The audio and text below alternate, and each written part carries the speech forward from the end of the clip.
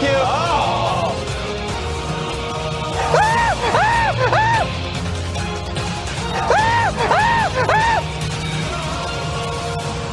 Welcome to this very special Amazing Race Canada 6 preview episode of URT Number, the Amazing Race podcast from Reality TV Warriors. My name is Michael Harmstone, and joining me for his 170th episode is the Canadian who likes to call himself daddy in other languages, Logan Saunders. Afternoon, and did you say this is a special podcast, Michael? Because I don't know if special is the word that I would use for this. Special is how I describe every podcast that is a one-off. Given this is never happening again. Spoilers for the end of this podcast. You're like the Michael Bluth of this podcast, where you threatened to quit podcasting about Amazing Race Canada at the end of Season 4, at the end of Season 5, and now this is more like a curtain call, I guess. This is that final cast assessment. For those of you who don't know, no, we are not covering every episode of Amazing Race Canada 6 this year. The streak's going to be over. Michael and I have podcasted every episode since Season 2, and I did every episode solo ever since the very beginning of Season 1 with my pre-season cast assessment, so my mega streak is coming to an end as well. I have not missed an Amazing Race episode since Amazing Race 27, Episode 3. I have missed about 5 in total since Season 23.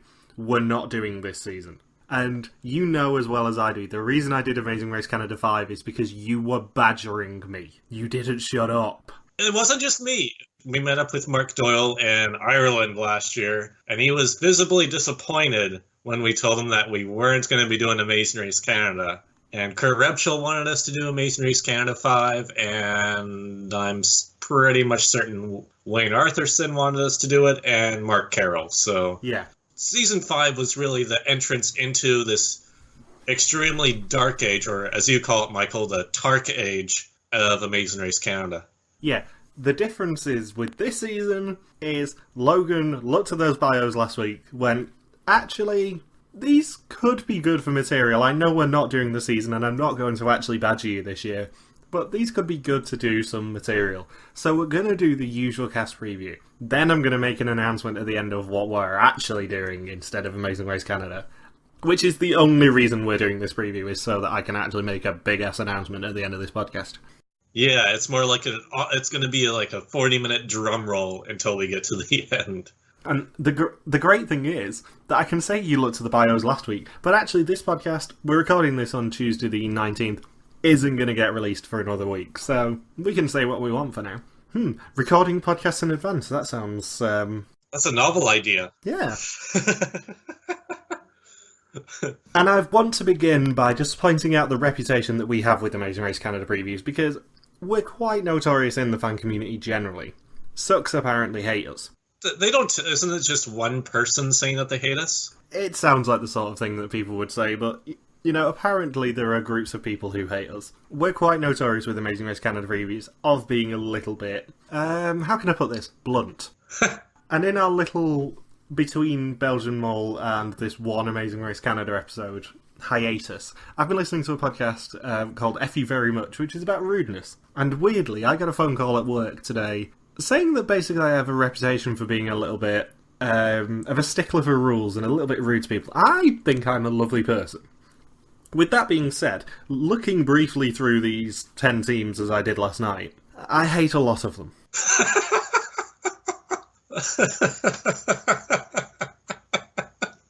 I was not expecting that turn at the end. This is all genuinely 100% true, and I was walking back to work this afternoon and thought, I can actually make a joke out of this, but I've genuinely been very interested in F you very much, the podcast about rudeness, and I love the guy who hosts it anyway, but yeah, apparently I'm a little bit rude, and sadly for the Amazing Race Canada teams this year, that's not going to change, because there's, I'd say, one team I love, one team who I'm going to love to hate if I actually bother watching this season, and some teams who I'm indifferent towards, and then about half of them I hate. What's interesting... Well, actually, it's not interesting. I take that back. Most things you say aren't. Like, Season 2 was great. Season 3 just had a terrible ending. Season 4 had great characters. And then Season 5, it's like we took a huge step backwards for the series, and just all the ongoing kinks and bugs within Amazing Race Canada are just refusing to be fixed, and the problems that already exist are being championed by production. So then we get season 5 that was just, I think in my opinion, was probably one of the most frustrating experiences ever as a competitive reality TV viewer that I've ever had, as somebody who committed to watching and covering a season and being like, wow, I just watched a whole season of Amazing Race Canada where absolutely nothing happens that is worth noting, and the one thing that did happen is something I want to forget. I will say that I don't necessarily hate Amazing Race Canada 5. It's so frustrating for me knowing that production have zero interest in actually making it interesting anymore. And I'm going to preface this entire preview. I know we've been recording for like 10 minutes already, but I'm going to preface this entire preview by saying I have zero issue with John Montgomery. Monty is amazing. And I'm saying that purely because you're probably going to be meeting him in October, and it could get really awkward if I start slagging him off. But he knows we love him. I have a problem with the laziness of production, because production are stupidly lazy on Amazing Race Canada. Whether you want to admit it or not, they're really, really lazy. They rest on their laurels constantly.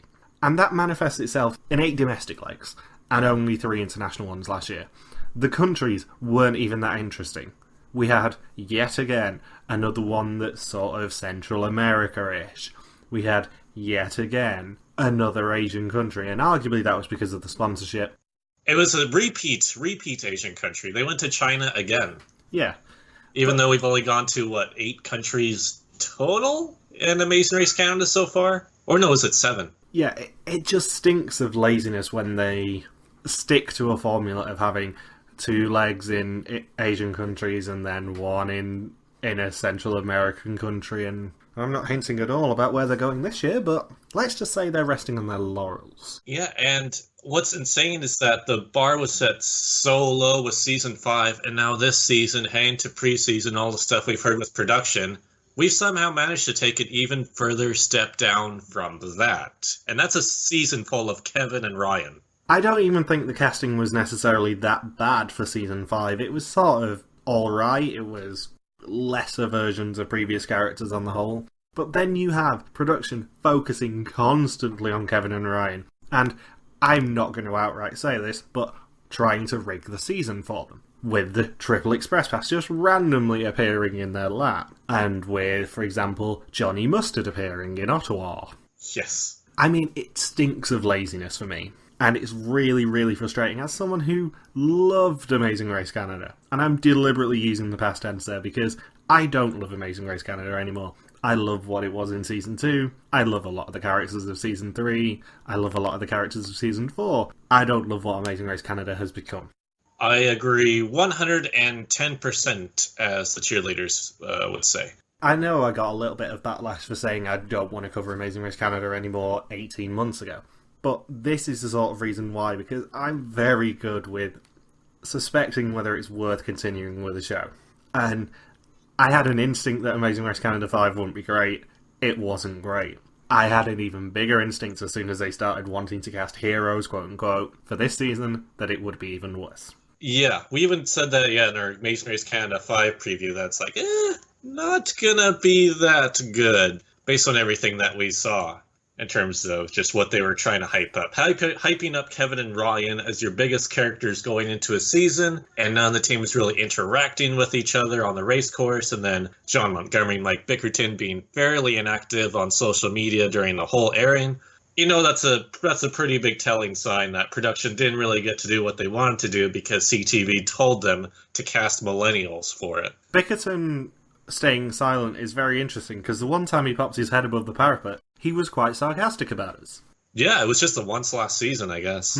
He posted a particularly sassy message, shall we say, hinting at the fact that he may have listened to some of the previews that people have been doing and thought they had interesting opinions. In other words, you guys, F you. Well, last season, it wasn't just us that railed on Amazing Race Canada 5. Gord Wayne absolutely hated it, and, well, Gord and Wayne rarely express hatred for anything. And then Kurt and Shelley had their recurring podcast week to week. And now Kurt's wife Shelley refuses to even think about Amazing Race Canada anymore. No one liked last season except for like the diehard, like what Kurt and I had this conversation a couple weeks ago that right now, Amazing Race Canada, especially season 5, it's like they're editing and trying to make the product as a whole geared towards 3rd and 4th grade social studies students, trying to make it super family friendly. Like we even had a task at an elementary school last year, for crying out loud, and other tasks where children were on the sidelines cheering them on. And it's just being designed for the 3rd grade social studies classroom, so which is not what Amazing Race is really about as a whole. And then, of course, the whole patriotic, we're better than all the other countries in the world narrative. And the thing with this season, with this Heroes casting, is that the teams that are cast it's pretty much identical to the cluster of teams that we see in any other season of Amazing Race Canada. It's the whole Make Canada Proud theme. We have a bunch of law enforcement teams again. We have athletes again. You could have just gone to season 3 or 4 and said, hey, this is hero season, and could have found justification for all those teams being called heroes because their professions are so similar to the teams that are cast for this one. It's just really frustrating for me. It feels like we're in Groundhog Day having to constantly talk about how Amazing Race Canada needs to wise up. And this is the ultimatum we're making. This is the last Amazing Race Canada podcast. Or the last Amazing Race Canada regular podcast we're doing. And you saw the live starting line thing they did, right? I was away in South America. I was traveling internationally while they did the live starting line, and you and a few other people were messaging me saying, oh, Logan, you're going to love the starting line footage once you see it. And my God, Devin Soltendijk, I never want to hear you talk about Amazing Race Canada again. Dear Jesus. There was so much to unpack from that, because Logan was... I think you were in Argentina at the time, and I just so happened to be lucky enough to get to watch it on Facebook Live, so I thought, oh, this could be very interesting, because knowing that you kind of wanted to do the season, I thought, I suppose I'll have to watch the live start line. And this was part of a new strategy that they've done of doing the live starts like America does, and, getting it sponsored, Whoop, John on the Road, and all that sort of stuff. And I watched it for about 10 minutes or whatever it was on it. They told us nothing. The biggest takeaway that I had from that video was that Devin Soltendijk has had far too much plastic surgery. Was he happy? Was he angry? Was he tired? Was he frustrated? You can't tell because of all the Botox. He looked plastic. He didn't look real. I know you don't like him, so I'm not just saying this because you don't like him, but he looked like a Doctor Who enemy. He looked like he had far too much makeup on. And I think he was drunk too because he couldn't recite basic information about Amazing Race Canada history. He only recited like 2 facts, and one of them he got blatantly wrong. He said that the Voldemosolinis, aka Gino and Jesse, aka probably the worst team ever to run Amazing Race Canada, he said that they were so dominant that they never finished below 5th or 6th the whole season.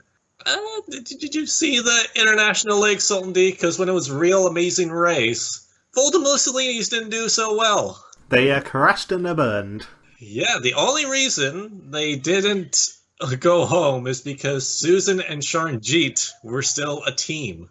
That is the only reason they didn't go home and forever traumatized us all. And the best thing about the start line for me is the fact that not only did they tell us nothing, they deliberately hid who was on the season, purely to stop RFF finding out who was on the season. But also, it served no purpose. No one cares about seeing John say go and the build-up to it. Absolutely no one. Everyone just wants to see them read out their clue to find out where they're going first and who the teams are. Nothing else. Yeah, that's what the starting line, live starting line is for, or the public starting line. Because everyone's eager just to see the teams take off and find out where they're going first, maybe a few photo ops. This was A, private. There was no fans allowed to attend this event. B, you didn't even get to find out where they were going. And C, you didn't even get to know the people that were there because they had their backs to the camera. It's an utter microcosm of Amazing Race Canada as a whole, is the fact that they took a good idea and they decided to completely and utterly bugger it up.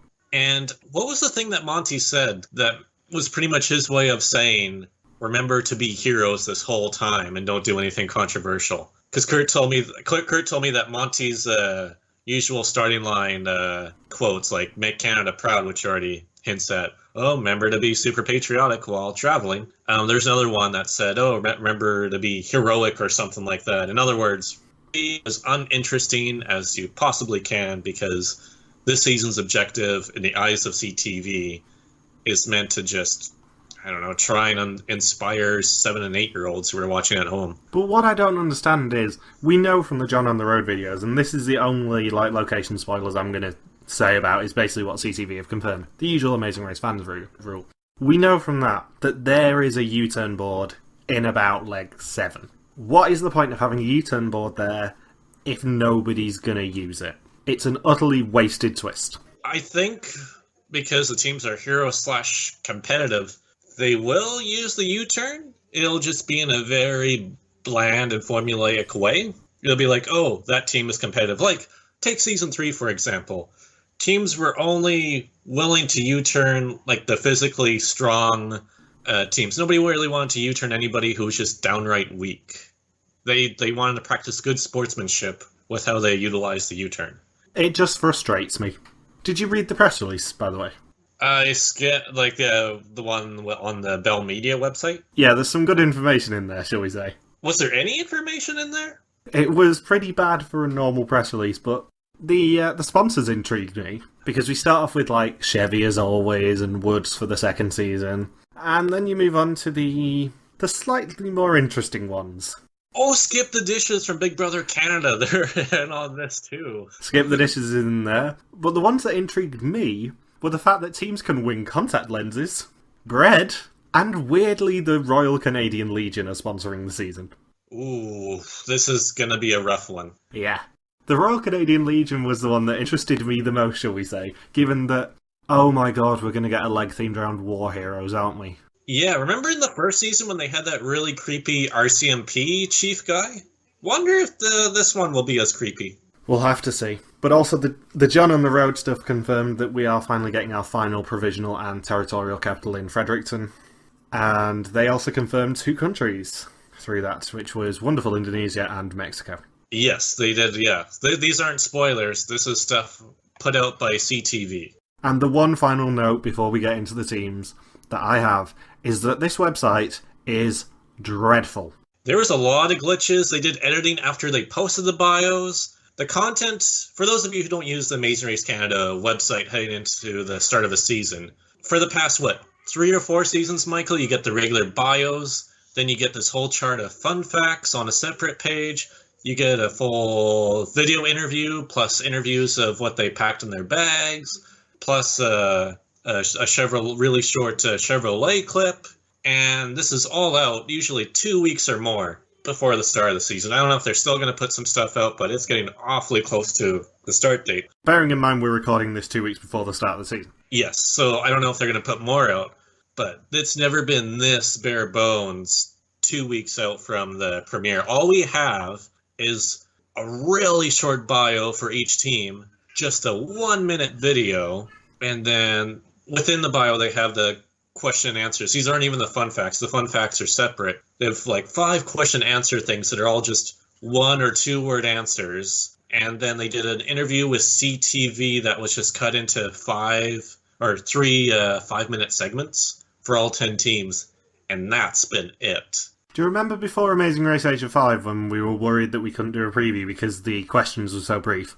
These are briefer. Yes. The questions are briefer and the answers are shorter. Yeah, there's 5 questions for each team, and one of them is, what is your nickname? With the exception of one team where it's, how did you come up with your nicknames?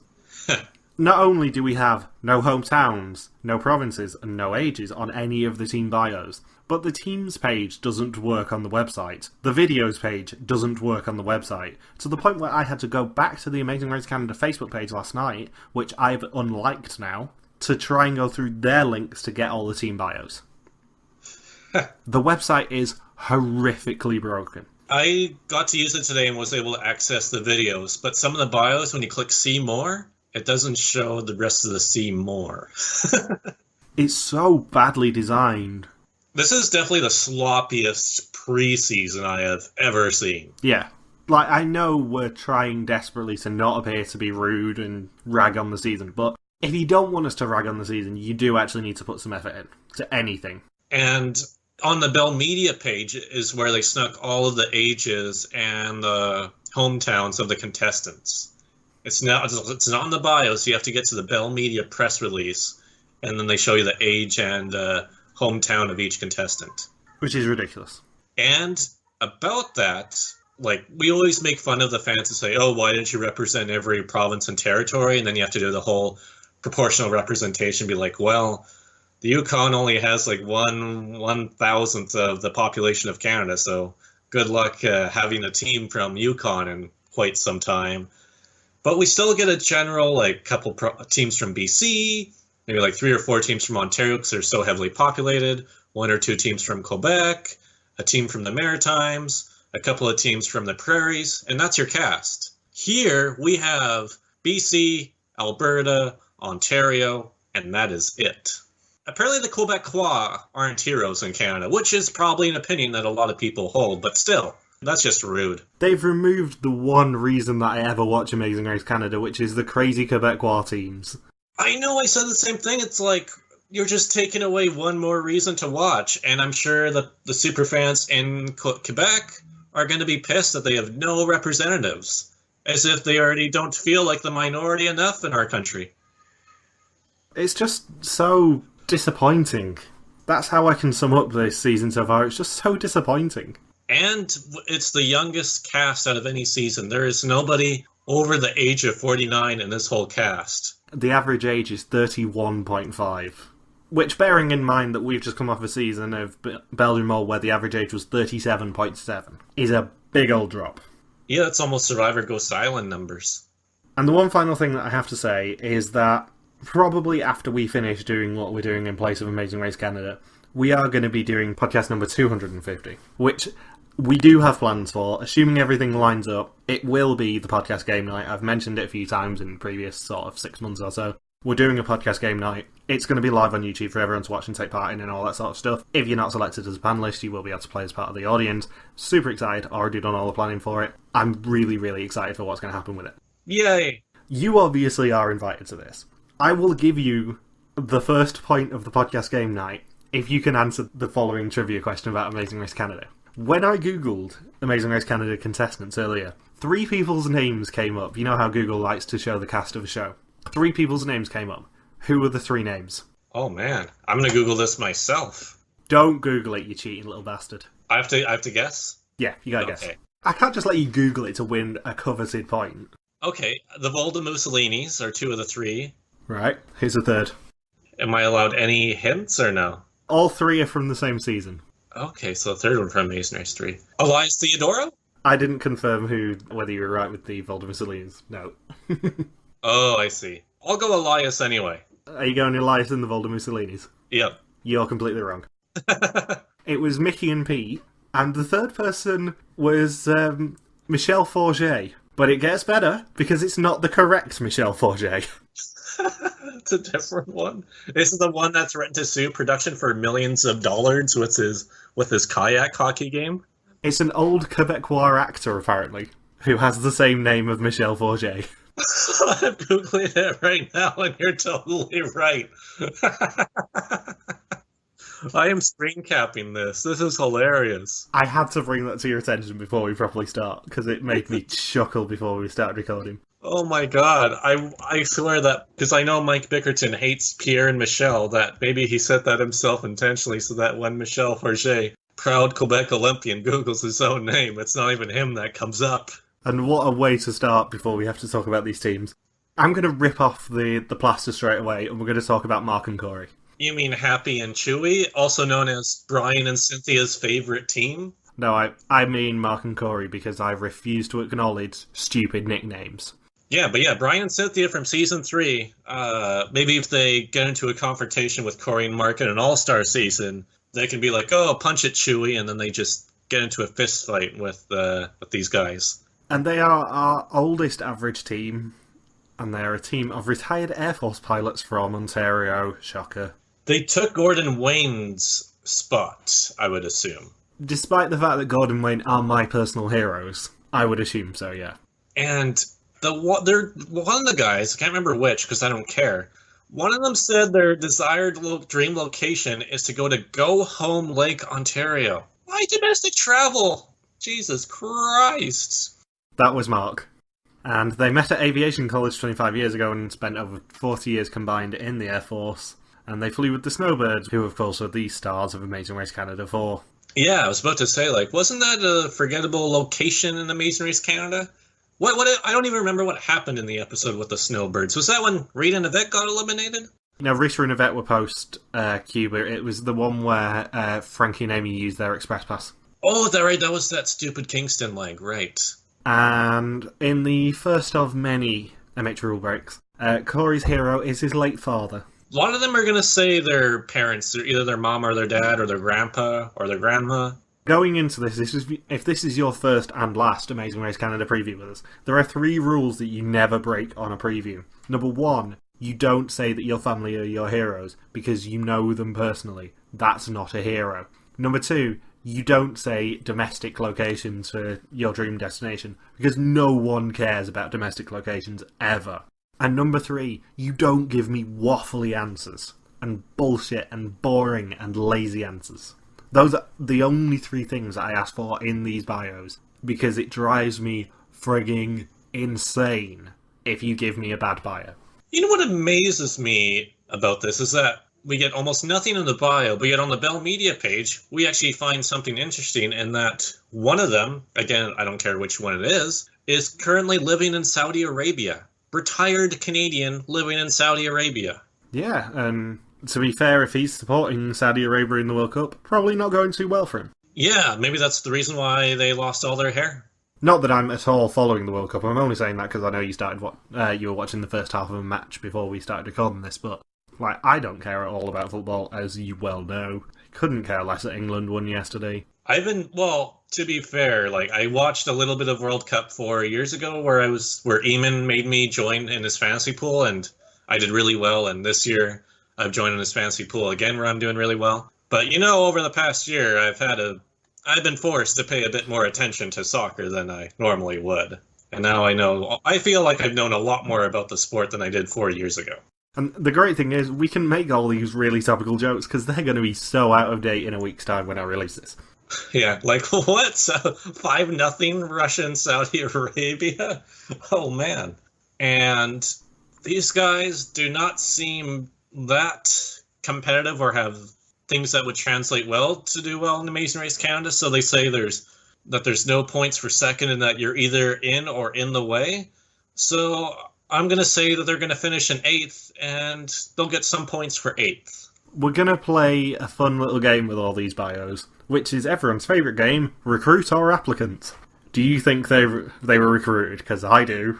Oh, yes, definitely. If you're living in Saudi Arabia, I don't think you're sitting there thinking, man, me and my buddy in Go Home Lake, Ontario need to submit an application video for Amazing Race Canada because I really want to leave Saudi Arabia and go to Corner Brook, Newfoundland. Yeah, how did they record an application video together? Because I'm assuming if they were recruited, they still would have had to record the video. Would it have been over Skype?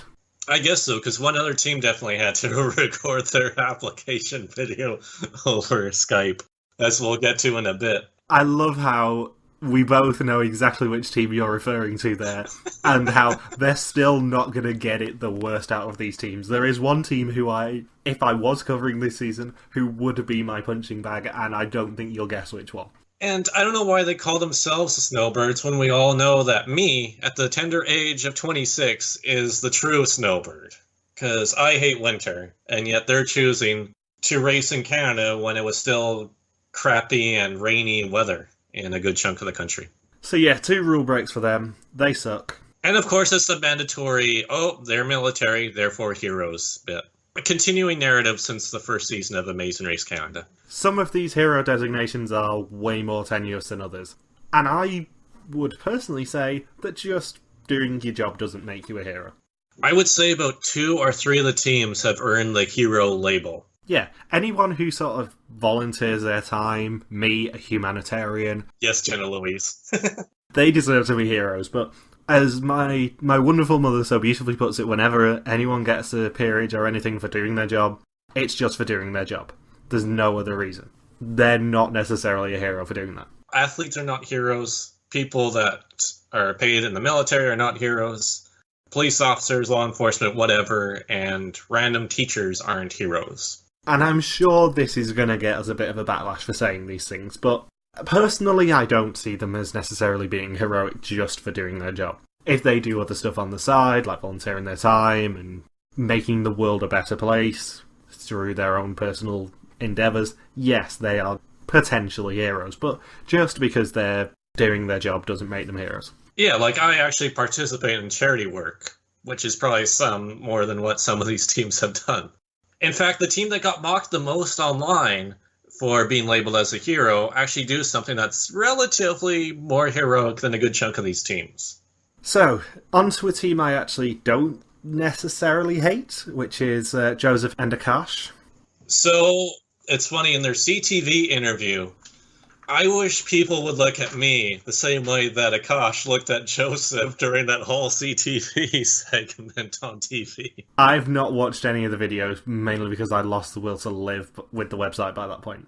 Oh, I have to send you the screen cap right now then, because it's saved on my computer. It is golden. It's like, oh, they like each other so much. How sweet. So they are friends and volunteers, and I don't even know where they're from. Ontario. Toronto, I believe. I figured either Toronto or Vancouver. And they met in high school, and as a pair have visited over 20 countries together, and started 2 non-profits. So they are actually potentially heroes. Yeah, they did it from volunteering at a food bank during high school. I don't know too many people in high school that did that much charity and volunteer work. However, do you know who aren't heroes? Their family. Yeah, they both said their families. They broke one of the rules, didn't they? They did. But they also avoided breaking another one of the rules when they actually advocated international travel. Yeah, they've been to 3 times as many countries as 5 seasons of Amazing Race Canada. Which is a hilariously fun stat. It is, when you put it that way. However, they do lose brownie points with me for associating themselves with scumbags. Oh, yes. Oh, they compared themselves to Kevin and Ryan. Do you think they were told to compare themselves to Kevin and Ryan? Because I do. I certainly hope that somebody put a gun to their head and said, somebody needs to reference Team Giver. In fact, I would assume that Team Giver used all of their winnings from Season 5, all the runner-up money, and just used that to pay off one of the teams to reference them in the bio. Do you know how much the runner-up money is? A few cans of mustard, as far as I know. I believe it was 0. Yes, it is 0. I don't think they get anything unless they win. Yeah, it's either all or nothing. You're either in with the prize money or you're on your way without. Do you think they applied? Yes, this team definitely applied because Joseph in the CTV video said that he's been a super fan and has been watching since he was 8 years old, and that they watched every single episode and broke down every single episode as to what they would or wouldn't do. I can't remember who it is who said that they watched every single episode in preparation for Amazing Race US. I don't know, probably Dennis and Isabel. Yeah, it sounds like a Dennis and Isabel thing, doesn't it?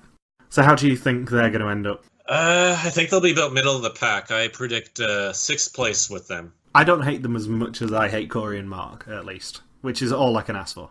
However, a team who I think I might end up hating is Taylor and Courtney. Oh, Tortney? That's their team nickname, is Tortney, is what they said on TV. No, it isn't. Oh, we got a better one? No, we're just not letting them at all decide what they're going to be called. We have to come up with an offensive nickname of our own. That's right, yeah. So they are a brother and sister pair and Mounties from BC, because of course there were going to be RCMP people. Yeah, they're not the... Oh, I put their names as Adam and Taylor. I was confused. There's a Courtney and Adam and a Courtney and Taylor. Do you know how the hell confusing that is? You were thinking of my favourite team of the season, Adam and Courtney. Yes. They say in their bio that they want to inspire their community. Boring. I just want to backtrack because of how boring Courtney and Taylor are, but Joseph and Akash, during their CTV interview, they dabbed. They pulled the old Lordy. NBA Sean and Cedric dabbing. prior to the start of their video. Do you remember what I said about hating it when Jill dabbed on Belgian Mole? That applies. Yeah, is that dabbing the fourth rule you don't do prior to the start of the season, Michael? I might have to add it to the MH rules, yeah.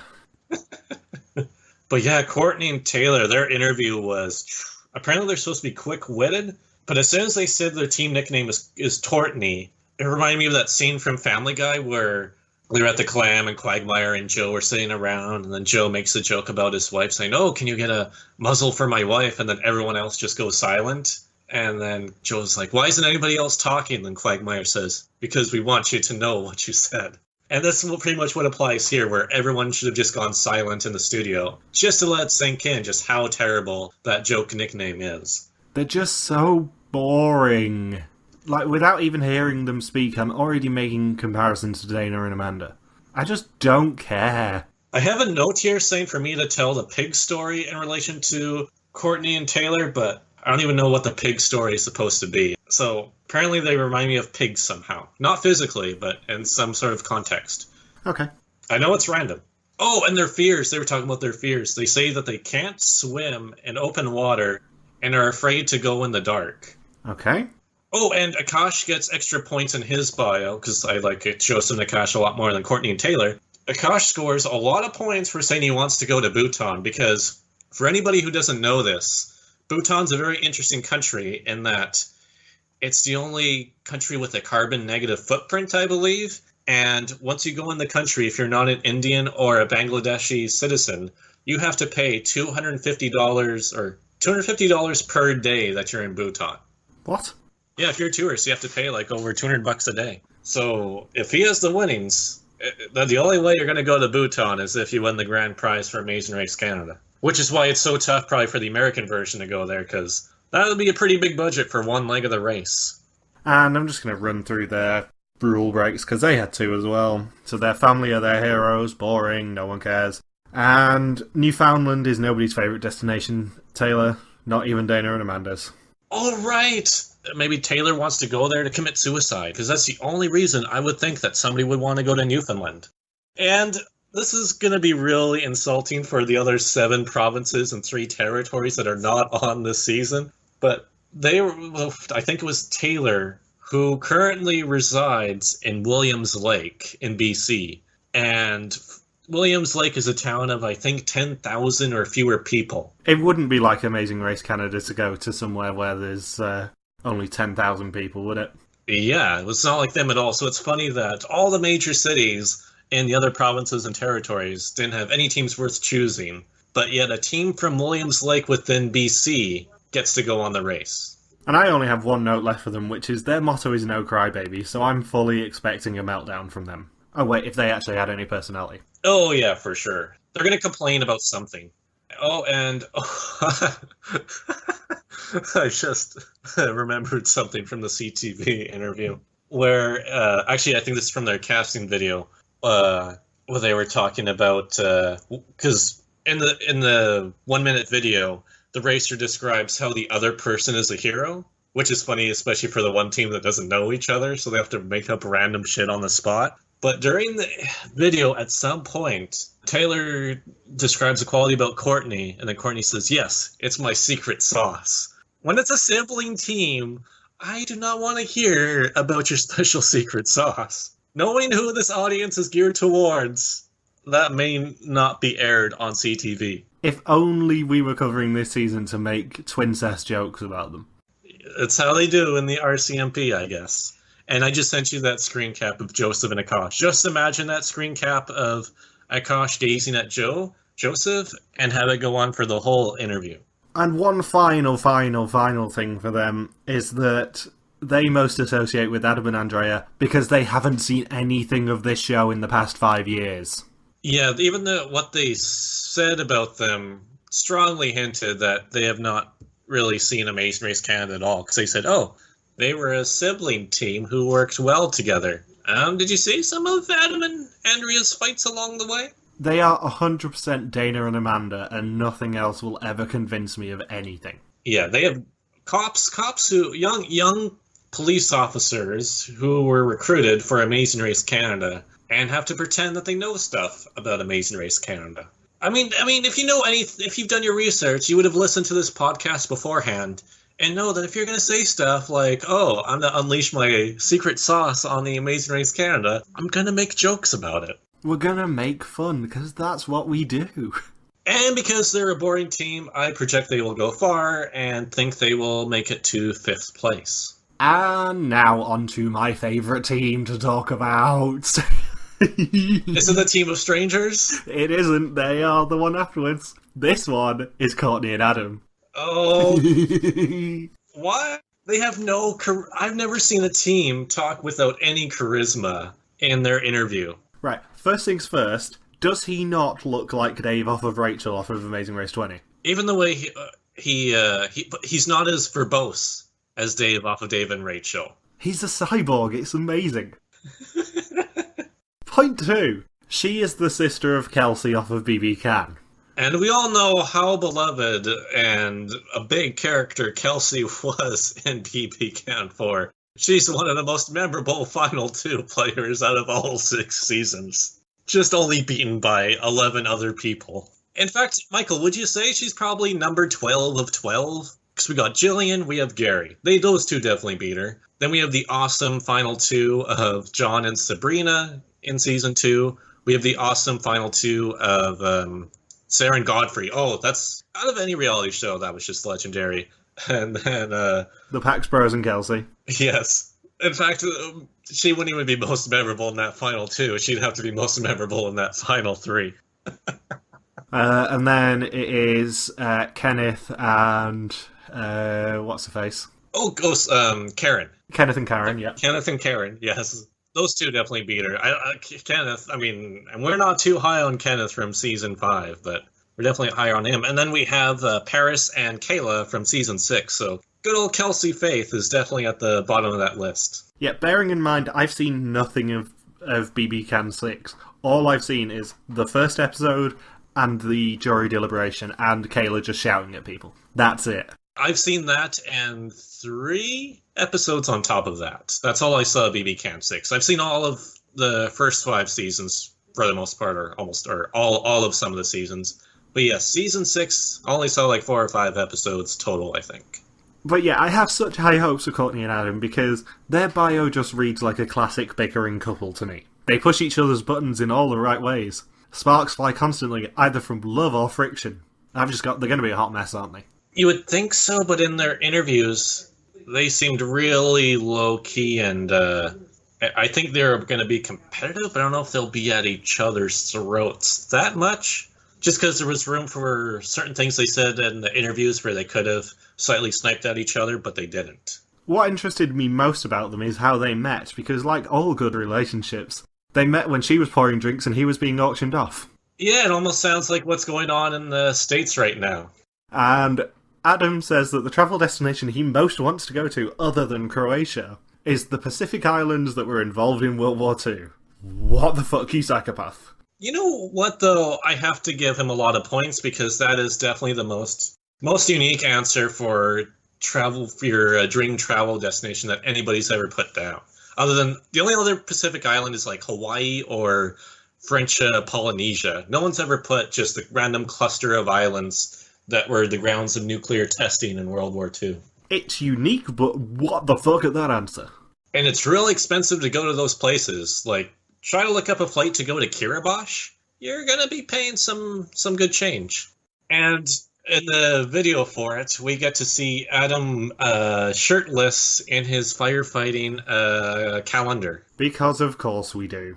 And what's even funnier is that they're billed as first responders, and then people on the Amazing Race Canada official Facebook page pointed out saying, hey, Courtney's a nurse. She's not a first responder. But I was thinking, man, do you know how uncatchy it would be to bill them as first and second responders? See, I looked this up last night because I knew of the question of whether she's a first responder. A first responder is just someone who's had first aid training, basically. Oh, okay. So screw what I said. Yeah, technically, in my book at least, as being someone completely, out of this and who doesn't really care, she's a first responder to me. They are not heroes because it's just doing their jobs, but she's a first responder if you ask me. They did meet at a charity event, though. They got drunk. They got drunk at a charity event, so I don't know if that cancels each other out. And her hero is Ellen DeGeneres, and his is his parents. Massive eye roll. Boring.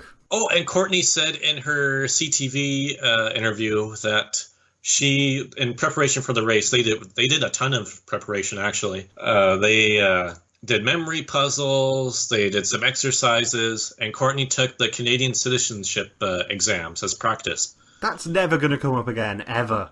I don't think so either, but they cram in some useless information about Canada that can come up on the race, though. It wouldn't surprise me if if one of the roadblocks is sponsored by the Canadian Heritage Society or some shit like that, and they have to answer like, oh, who was the third, who was the third Governor General of Canada, and things that nobody cares about. Absolutely no one cares. I am a notorious quizzer. I don't care at all.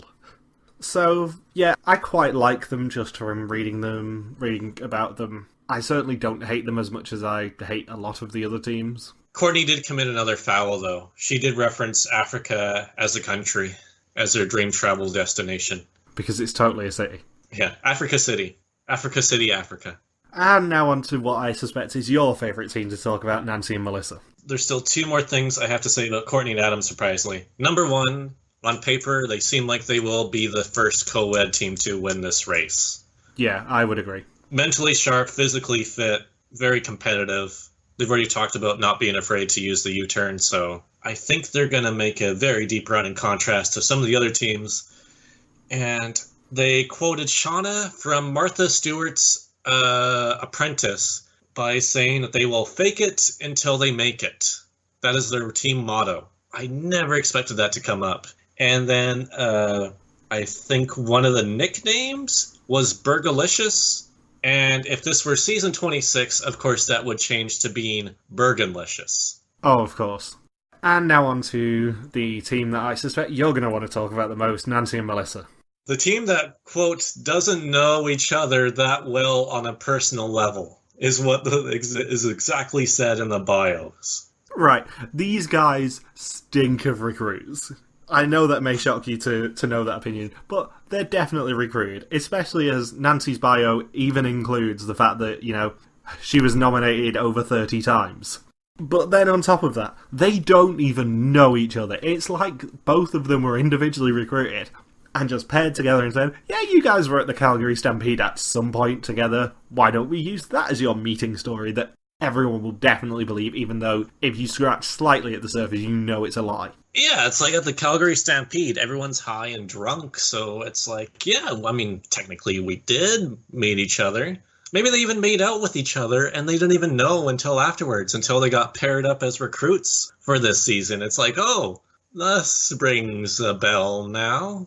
A cowbell. Interestingly, I also know that they are represented by the same agent as John Montgomery. Ooh, that is...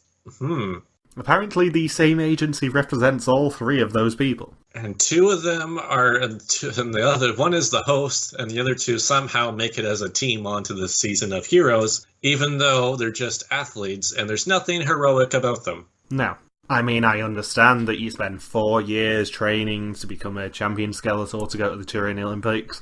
I get that.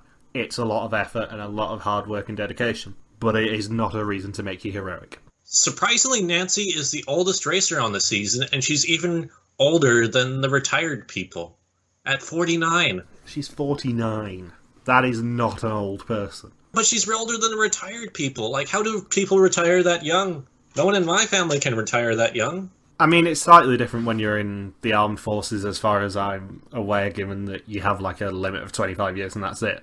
And then you're automatically retired. But, like, she's not even that old. How is she the oldest person on this season? However, her age does show through because she commits a very familiar error of referencing Africa as a country. And both of them also say that their family is their hero. Snore. And Nancy says her nickname is Nanny Goat. And being a top barrel racer, I wonder if the goat is supposed to stand for the greatest of all time. We don't mention goats anymore. April and Sarah get depressed whenever we mention them again. That's true. Maybe we need a bit more zen before we mention goats. Don't also forget that Melissa said her dream travel destination was that even more exotic country of Texas. All right. Where do you want to go? The whitest, blandest, most... the blandest state? That's south of Nebraska? And the team that they're most like, of course, being a female-female team who want to be successful, is Kristen and Steph, probably because they were told to mention Kristen and Steph. What did they even say about Kristen and Steph in the bio? Did they actually reference anything Steph and Kristen did, or just be like, we want to be similar to Steph and Kristen? I don't even think there was anything concrete. I think it was just, we want to be similar to them, because it's either them or Natalie and Megan, and someone else has already taken Natalie and Megan. Yes. We're similar to the lesbian softball players that know each other very well and had a prior relationship to the start of the season. Nancy and Melissa have more in common with Mark and Mallory than with Steph and Kristen. I'm not saying that we'll kiss at the finish line if we win, but I'm also not ruling it out. Maybe that's why the agent put them together. I don't know. Nancy is 50, so that sounds like an interesting agent. It does sound like the plot of one of the movies in your collection to have a barrel racer and a former Olympian just hook up on a mat, probably in the middle of nowhere. And now for the most stereotypical prairie thing to ever happen.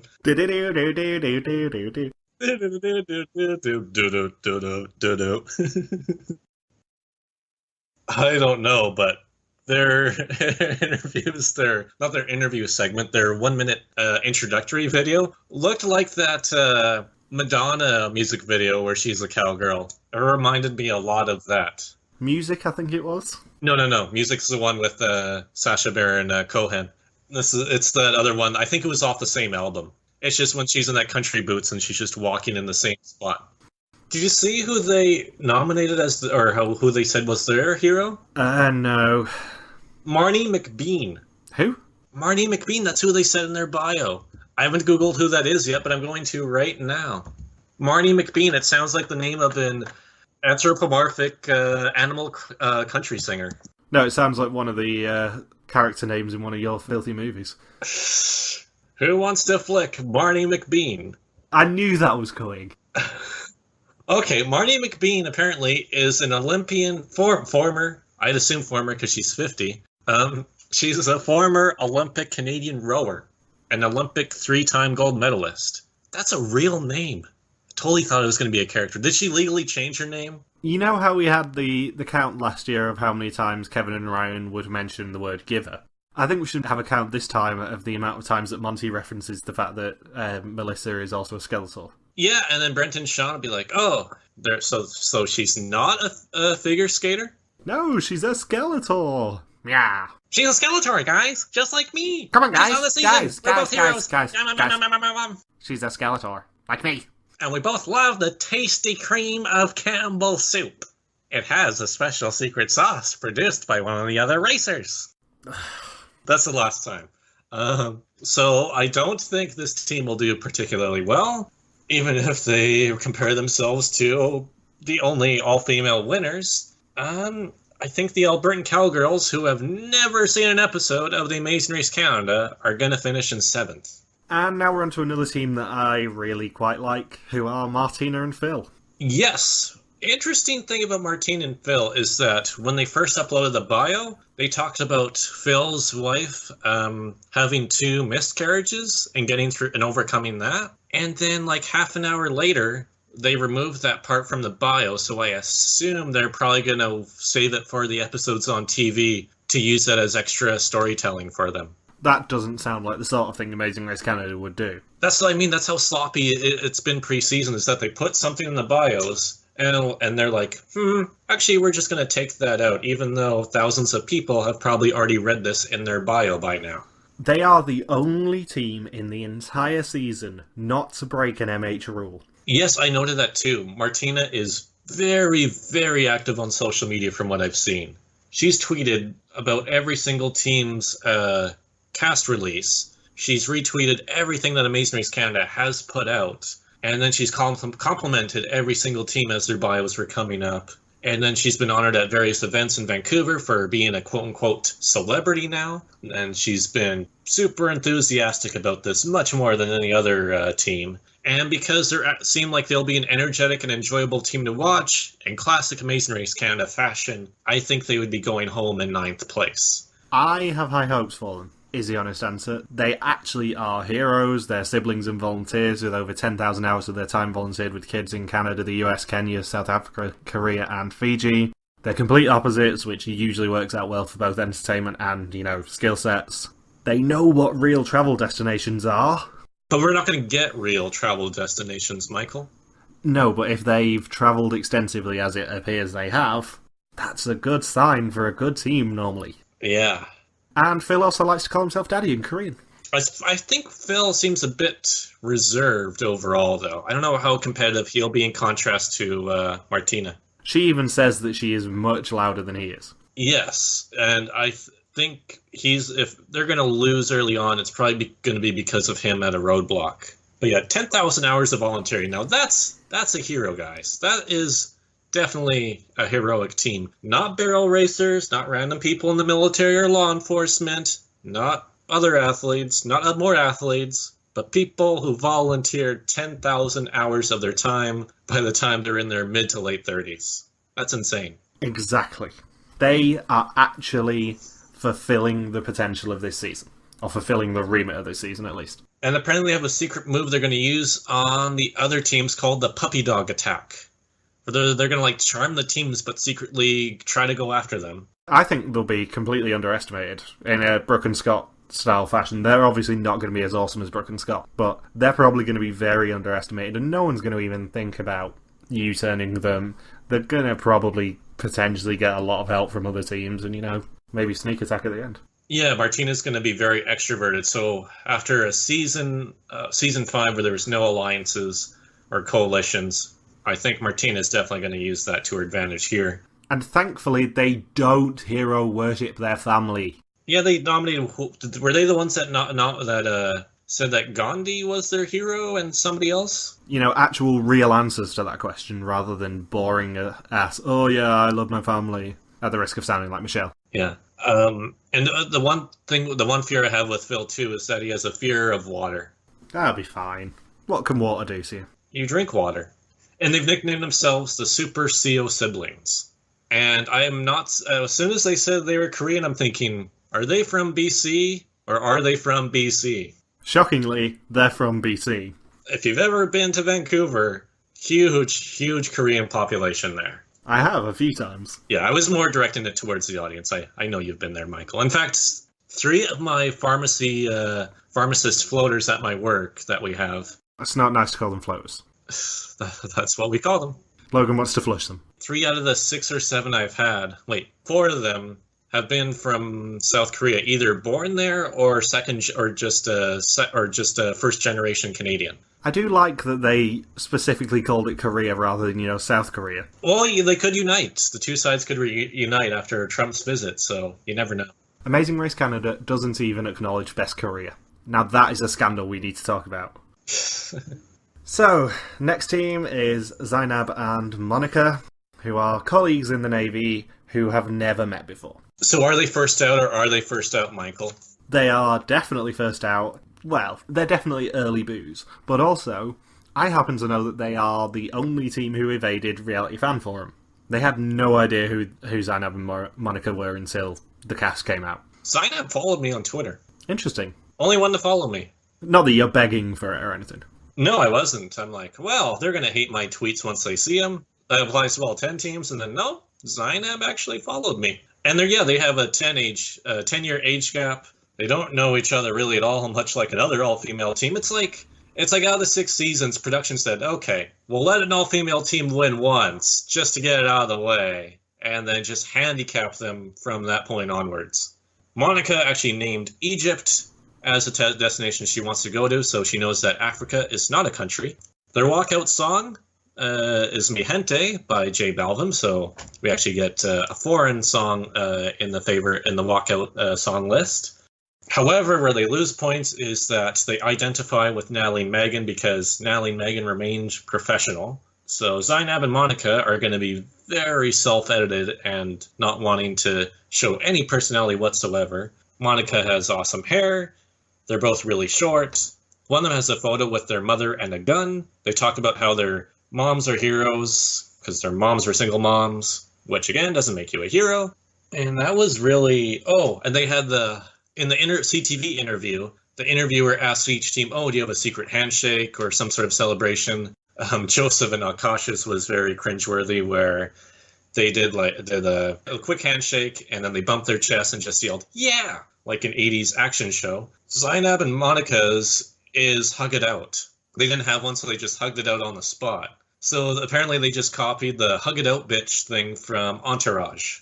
I don't know what to say about them, because they seem very nice, but they're probably not going to last that long. Yeah, they're definitely... They might be like Ann and Tanya, where they hang on to about 8th place, but I can't see it being any further than that. But given how competitive they are, obviously they compare themselves to Natalie and Megan. But not because of their competitiveness, but because they remained professional. Yeah, because they raced well and remained professional throughout, which I think Suki Atwell may have had an issue with that statement, especially after the PEI leg, and Natalie and Megan screaming at Suki and Jinder. Yes. But also, I would prefer to compare them to my personal favourite female team of Amazing Race Canada, who are, of course... Oh! Go ahead. Go ahead and say it. Charlotte and Nabila. Oh yeah, you think they're going to do that bad, eh? I don't think they're going to be Charlotte and Nabila levels of bad, but I certainly don't think we're going to see much by way of impressive performance from them. I think there's going to be a task that's going to be hilarious because they're really short. So I think that's where they're going to be like, oh, I'm not tall enough for this. Oh, please, a basketball task. Oh, yes. In this task, teams must perform a heroic slam dunk. In this task, teams must reach their next clue, which is on a high shelf. They'll have to pull out a whole lot of heroicism to get this clue. And that's not even a word. Heroicism. Like, with the Amazing Race Canada budget, reaching to a high shelf is not out of the question for a clue. And it's sponsored by the Royal Canadian Legion for some reason.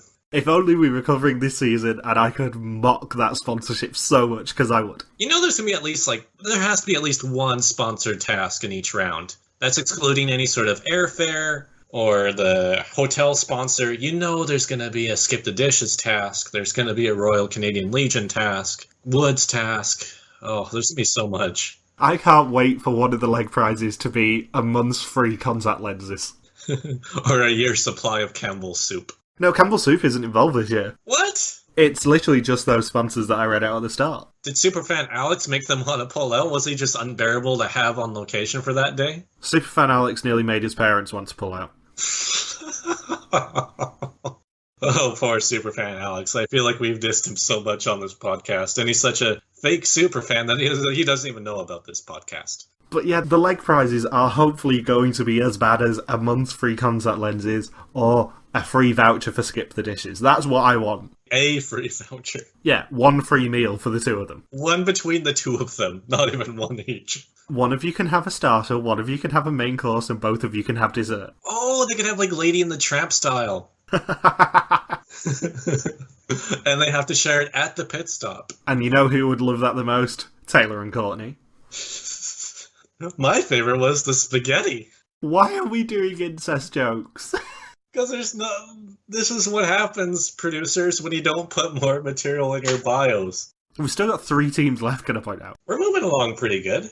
We've still got the big announcement at the end as well. Oh, and we finally get real heroes in our next team in the form of B44.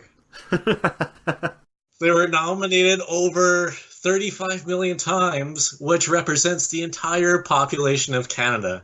They are our biggest heroes. In a Smash Brothers style introduction, they're ready to get down on the competition.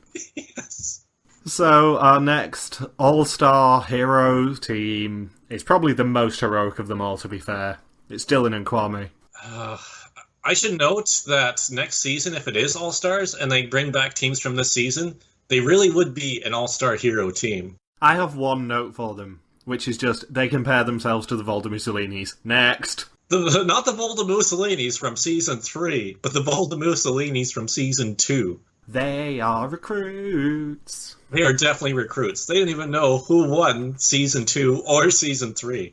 Who have never seen the season. And just their whole interview, everything about them is just absurd. How they met is absurd.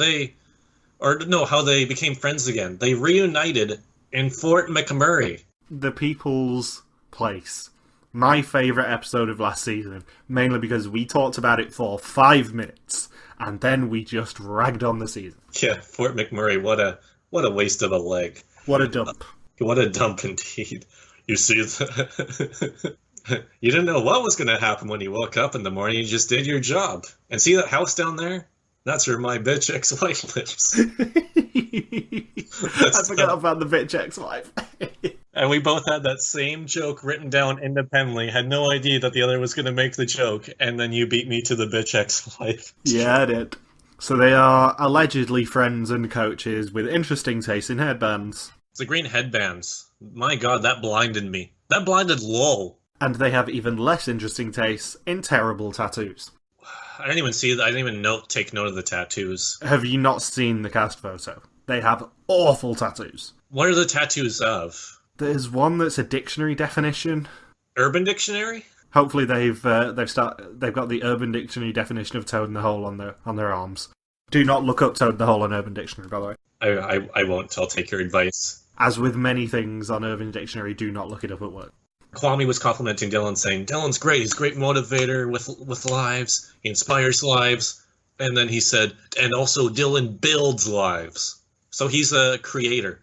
Move over, Jesus. Dylan's in the house. Dylan has the dictionary pronunciation for the word perspective on his forearm. Which he doesn't follow by.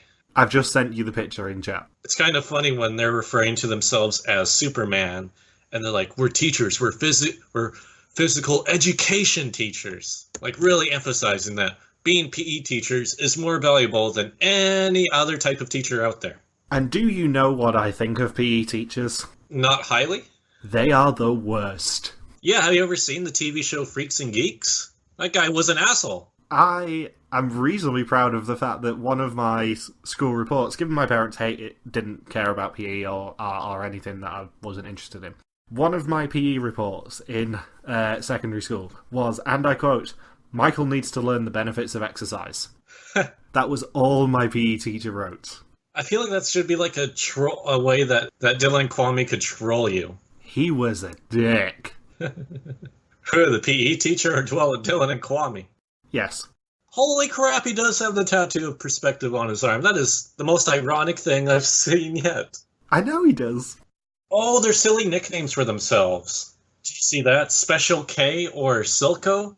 They're certainly special. And their hero is some guy named Izzy Castillo. Izzy Castillo attended Brock University in St. Catharines, Ontario, obtained a bachelor's degree in child and youth studies and a diploma in social service work. And he works at the Crisis Prevention Center. Okay, that does call that's a hero. More of a hero than Dylan and Kwame. And they want to be the role models that they never had growing up. Maybe they can be the role models for slightly less terrible fans of Kevin and Ryan. You know what would be more inspiring? You could inspire me if you get the fuck off The Amazing Race. Oh, Jesus. Oh, and Dylan's nickname for himself is Lil Dill or Big Dill. And if you want to go even shorter, it would be Lil D or Big D. And when you're referring to yourself as Superman and that you build lives, I'm going to say it's probably closer to Lil D. Like, if you want to be a cut-price Volder Mussolini's and you want me to treat you like a cut-price Volder Mussolini's, this is how you go about it. The one saving grace that they have is that they didn't pick a Canadian location for their dream one. That's it. That's all the good that I can find in them. And they were, even though like they were terrible entertaining, at least they're entertaining. Like, we never got that from the Volder Mussolinis. Volder Mussolinis just want to make me bang my head against a desk. So how do you think they're going to end up? Well, to follow the general rule of Amazing Race Canada where terrible teams make Final 3, I'm going to say they make it to second place.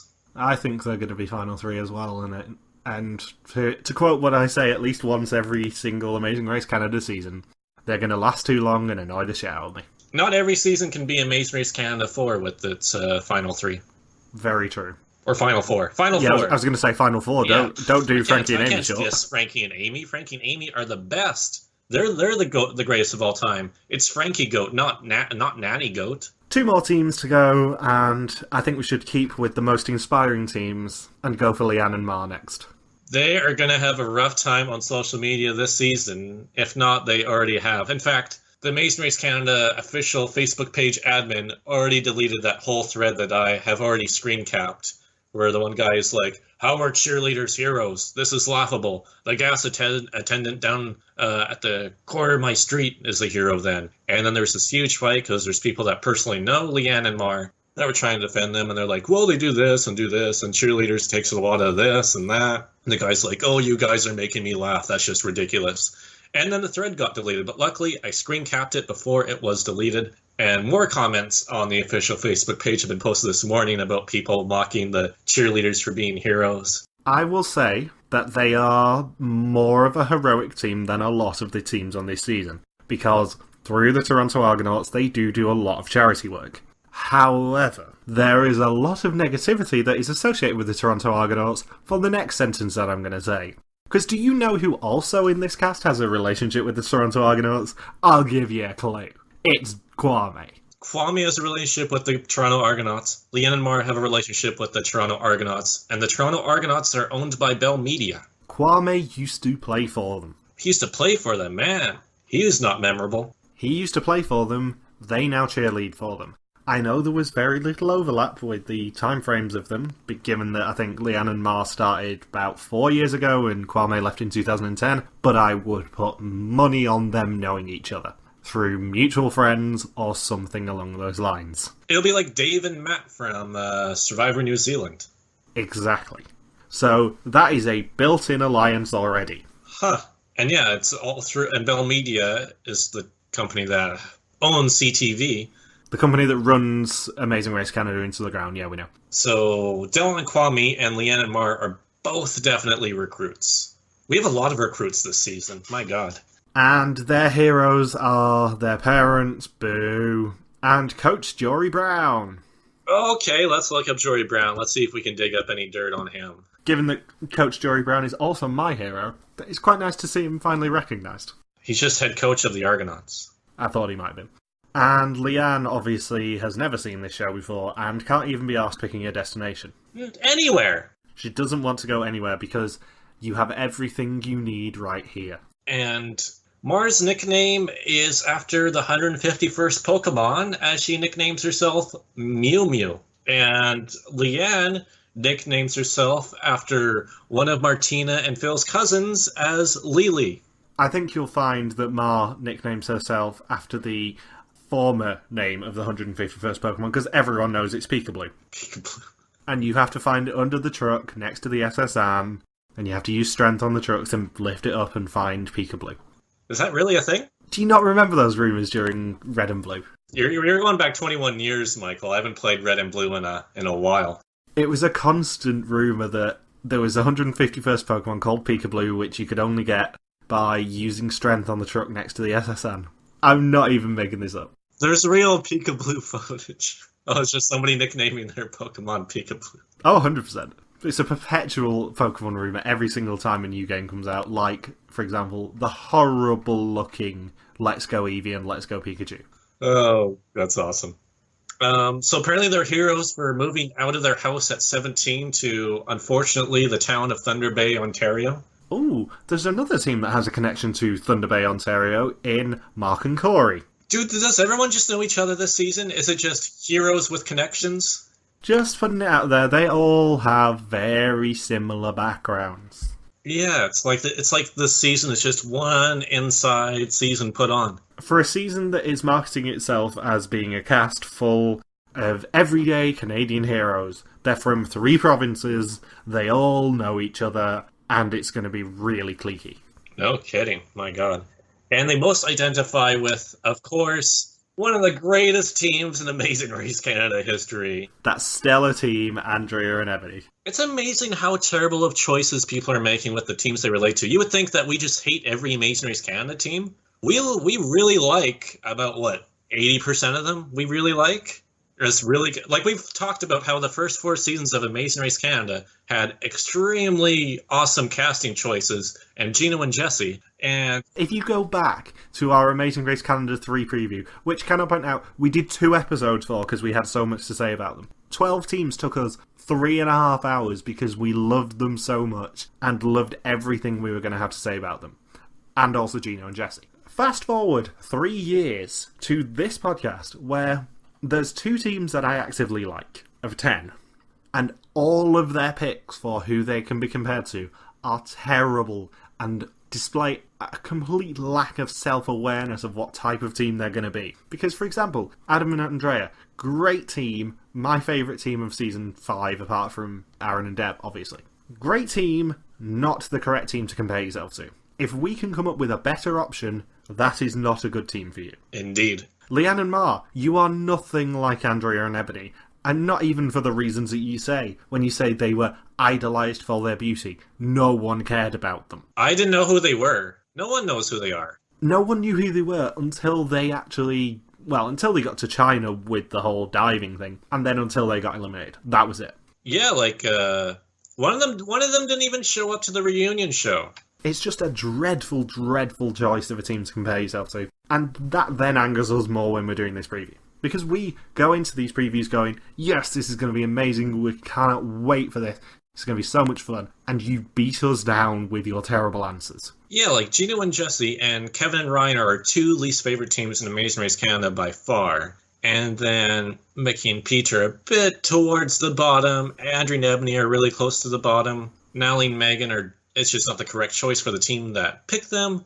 It's like, is anybody going to make a wise choice and be one of the, about 40 or so teams that we like on Amazing Race Canada? Yeah, it's really not difficult to make us like you. All you have to do is give detailed answers, nothing stupid, and give us stuff to work with. That's it. 3 things, easy to do. Just actually elaborate on your answers. Don't make any stupid choices like, Africa's a country, my family are my heroes, stuff we really don't care about. All you have to do with these bios is just make us want to be interested in you. That's it. Nothing else. If you give us stuff to work with, we have an easier time with this preview. You'll probably like what we have to say. It's going to be great for the rest of the season. As it happens, this season's slightly different because we're not covering the rest of the season at all. So it's going to be much harder to actually make us want to even watch the season, because it's not a guarantee that I'm watching it. But at least give us stuff to work with. For crying out loud. And they have their own little move called the palm drop. They actually, in their CTV interview, they brought the pom-poms with them to the interview. Because of course they did. It's like, I wonder if production forced them to bring the pom-poms onto the interview, or if they're just were in between gigs. Yeah, it's the off-season for them at the moment. And their motto makes no sense. Apparently it was a Toronto Argonauts playoff motto called "The Sun Came Out." What the hell does that even mean? Things got a little bit better? One of them has a son. Yeah, that makes a hero, probably. But I can't help but laugh at the fact that the team that participates the most in anti-bullying campaigns is the team that's being bullied the most by casual fans on Facebook and Twitter. That's just funny. Come on. I can't really say much on this, given that the day that you posted your blog about how you got bullied in high school, I set up a prank where Joey Covino roasted you for half an hour on the podcast that evening. Yeah, it's the stuff that you just can't script. I'm genuinely excited for the prospects of Covino joining us for podcast game night, by the way. I'm hoping it's going to happen. Mainly because I know what Quiplash will be like with Covino. He's going to drink. It's going to be amazing. And he's just going to offend people. It's going to be wonderful. And for Leanne and Mar said that she is the other half of Leanne's brain.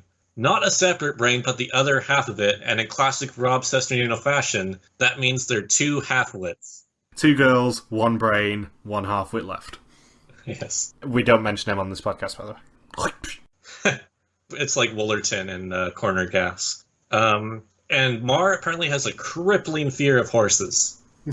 Apparently, like, when they're driving in a car in Toronto, and there's somebody riding a horse at some sort of function or across the street, apparently Mar will tense up. She's legit afraid of horses, and in a series that spends a lot of time within Canada and with a horse-related task every single season, this could be a problem. I really hope that extends to being afraid of Taylor and Courtney, because frankly, given their behaviour according to us, I would be scared of them as well. And I don't even know how to follow that. And they quote Lou Ferrigno by saying they're going to put their 110% into everything that they do. I love how I wasn't even coming into this podcast wanting Taylor and Courtney to be my punching bag. It was going to be Adam and Courtney. But, I'm just going to make them my punching bag now. Maybe you just got confused like I did between which one is Adam and Courtney and which one is Taylor and Courtney. And I put them as my surprise pick to go far, and I put them in third place. Really? I wanted to just do one random roll of the dice with one of the teams and go off script. Otherwise, I'd be too bored with predicting teams. And I'm going to pick them as like this, the Vanessa, Selena, what the fuck, how did they make it to final three choice? I think they'll be out quite early, personally, but, I have zero interest in this season, so what do I know? Yeah. And our final team, who didn't even compare themselves to the team they should have done, is Todd and Anna. Actual heroes. So how many heroes do we have? We have Todd and Anna, Leanne and Mar, Joseph and Akash, and Martina and Phil? Yep. So 4. 4 out of 10 teams are actual heroes. The rest are not heroes, they're liars. Yes. Or represented by John Montgomery's agent. So they are dating for 4 years, but have known each other for 10, and they apparently graduated as both the male and female athletes of the year. And something very unique about Todd is that he's a ginger. He is, which Monty will obviously find some sort of brotherhood with him. Yeah, it'll become the big running sob story for the team and what's constantly referenced from start to finish. He doesn't have a disability, he's just ginger. Yes. And Todd's nickname is apparently Toad, as from the Mushroom Kingdom, I presume. Time for adventure! Which would, of course, make her Toadette. Beppo! Or Toddy is his nickname, which, man, if my name was Todd and somebody called me Toddy, they'd be getting a punchy in the facey. What would your nicknames be? I'd have to say, I wonder if they would go with my blog with the Supaku Wacky or Wacky as my nickname. I have a lot of nicknames, though. John Montgomery always refers to me as Mr. Man Bun. Yeah. Everyone else refers to you as Fuckface. Yeah, or Joel and Ashley refer to me as Fartface. That bastard over there. What else do people call you? Mother Canucker. Fucking Saunders. That's the Covino special. That's Covino's nickname for me. And also, a few of the patients at my pharmacy refer to me as Tarzan. To which I'm assuming you reply, the game is afoot. Yes, sometimes. I think I did sneak in a Survivor Tarzan reference just to see if they would get it, but no. I didn't want to explanate who Tarzan was. I snuck a Survivor reference onto the code. Beat that, bitch. Yeah. And Todd's heroes are his mother, boring, and the nurses and doctors who saved his life. That'd be, if you were gonna die otherwise, then yeah, I guess they would be your personal hero. However, the rule break for them comes from her when she says that her hero is him. Ooh, yeah. That's even worse than saying your parents are your heroes. Boring. And Todd and Anna are, even though they're one of the younger teams, they actually behave like one of the oldest teams ever on Amazing Race Canada, as they love to play backgammon and crib, eat corn that is mashed into a fine paste, because that's good eating, and watching episodes of Matlock.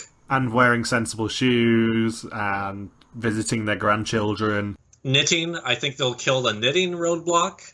And Todd says he can't live without cheese, which also sounds like a very old person answer. What's next? His dream destination is the Werther's factory in Wertherville, South Carolina. The good news is that they commit the perpetual Amazing Race preview answer of saying that their dream destination is, of course, Italy. Yay! It had to happen at least once. Not because of their family, though. At least it's a solid, legit Italy answer. Better than Newfoundland or Go Home Lake Ontario or Africa. Man, there were some terrible geographical answers this year. And they didn't even compare themselves to who I would have compared them to, which is Lowell and Julie. Yes. They're a lot like them, in fact, with their stories and their sense of humor. They will definitely be the comedic relief of the season. And I think they're going to do reasonably well. I think they'll make it to 4th place. I'm guessing you know the chunk of the boot order since you've made no predictions, or you just don't care? I know first boot, and I've deliberately avoided finding anything else out. But I know who goes first.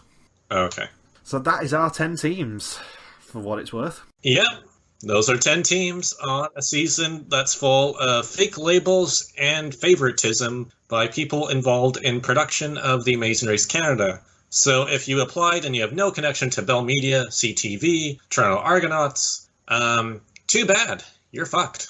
I think the problem for us is that even though we're not actually properly covering this season, the response that I have for this entire cast is just, yeah, they're there, I guess. There's no one really who inspires much positivity. I mean, Martina and Phil, obviously my favourites. Adam and Courtney, I want to bully them all season. But other than that, I'm just like, these are teams. These are teams competing on a season of a reality TV show. Yeah. And I know we started off by saying that production is very lazy at the moment, but one great example of that I forgot to mention earlier is the cast photo. The cast photo is brilliant. It's always like in some sort of scenic location. It has been like parking garages and stuff, but they make it look great. And that's when they get all the teams together to do all of this. This time, looks like a nuclear wasteland, obviously photoshopped, just looks horrific. And they put their jobs on their shirts. And it looks, and the way they're posed, Spencer Wilson, also from RTV Wires, pointing this out, that it looks like the cast photo of a teen drama that you would watch on the CW network. I love Spencer's thread about this. There's so much great stuff from it. Yeah, and then we had a fun time rolling with it, and I was looking through CW teen dramas, and I'm thinking, wow, they did just copy the CW playbook. I even found the cast of Dawson's Creek posing the same way. Yeah, genuinely, it looks like they are the last survivors of some sort of nuclear holocaust. And the uniforms that they have been given shows their former jobs. That's it. It's horrific. I do not know who came up with the idea, but I want to just find them and punch them square in the face.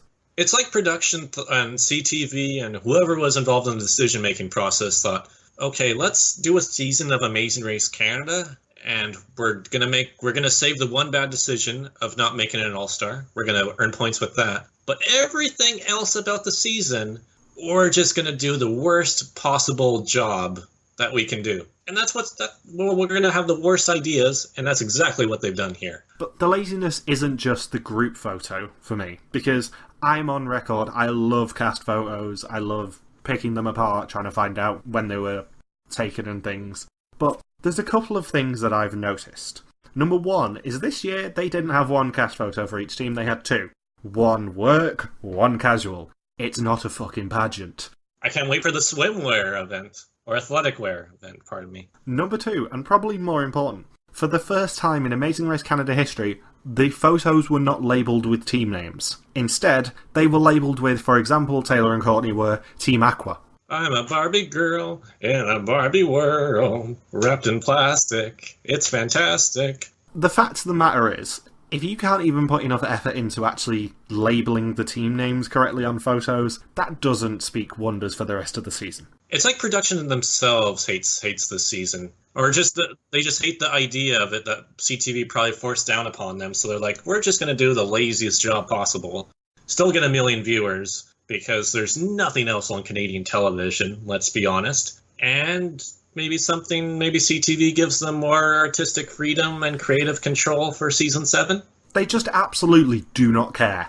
And you know what? Neither do I anymore. On that note, thank you for listening to this podcast. Oh no, Logan, we've been teasing something big. Oh, right, the surprise. Don't forget about that. The big surprise. And to be fair, if you've listened to the past 238 episodes, it's probably not going to be that big a surprise for you. But still.